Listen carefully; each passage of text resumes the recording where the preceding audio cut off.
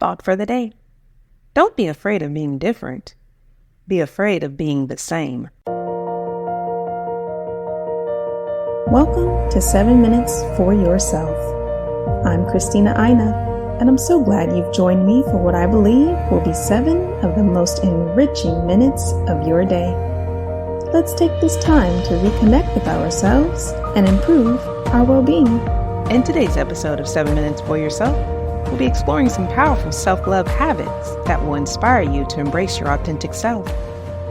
Have a listen. So today, I wanted to share with you some self-love habits that helped me to fall in love with the main character of my own story. Instead of blaming ourselves for the mistakes that we made, what if we see them as opportunities to grow and build character? What if we see each mistake as a lesson learned and treat them just as important as our achievements and our successes? All the failed relationships, the wrong choices I've made, money wasted, friendships that ended, the awkward first-time experiences. I could go on. These memories haunted my subconscious for the longest time, but now I tell myself that I can't keep myself accountable for not knowing any better at the time.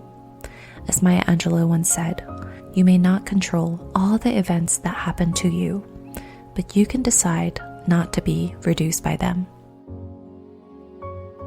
I notice that I'm so forgiving and understanding towards other people, so why should it be any different towards me?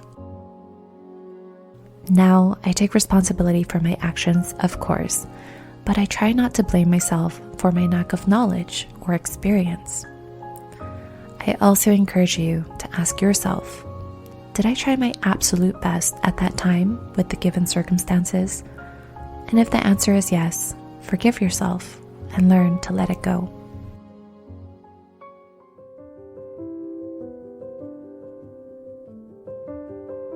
Vulnerability is not winning or losing. It's having the courage to show up and be seen when we have no control over the outcome. Vulnerability is not weakness.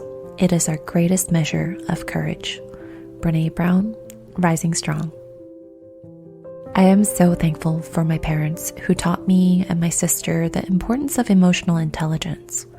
Our dinner table always flowed with conversation, and they always encouraged us to speak up about how we felt, talk about our struggles and our conflicts in our lives.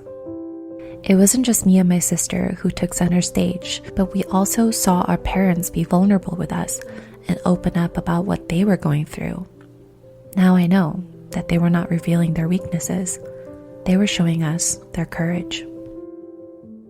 Being able to communicate my emotions effectively and comprehensively allowed me to pull different insights from my experiences.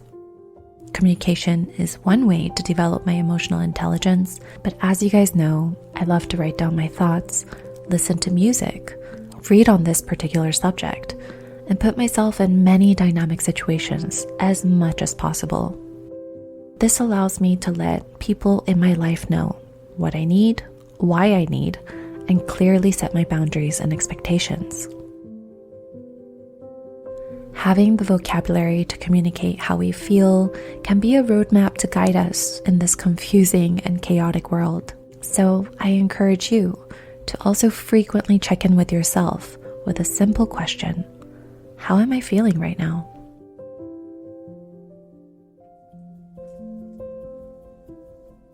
The other day I came across a quote that said, when you say no to someone and they get upset at you, it doesn't mean you should have said yes. I laugh so hard because this is so true, but also because this is the default inner monologue I question when I tell people no. It is so awkward and uncomfortable to say no sometimes, but I always try to remember that saying no to others means saying yes to me. In the past, I allowed my boss, my friends, boyfriends to infiltrate my space and completely take over my time and my life, only to turn around and blame them for overstepping their boundaries. But now I know that it's up to me to establish the boundaries and communicate it clearly to the people in my life. Creating boundaries is a way of valuing my time, respecting my emotional capacity, and honoring the inner introvert in me, whether it's saying no, taking time off for myself, or simply turning off my phone on the weekends. So let me ask you, what specific areas of your life do you need to set boundaries for? How does your boundary setting align with you and your values?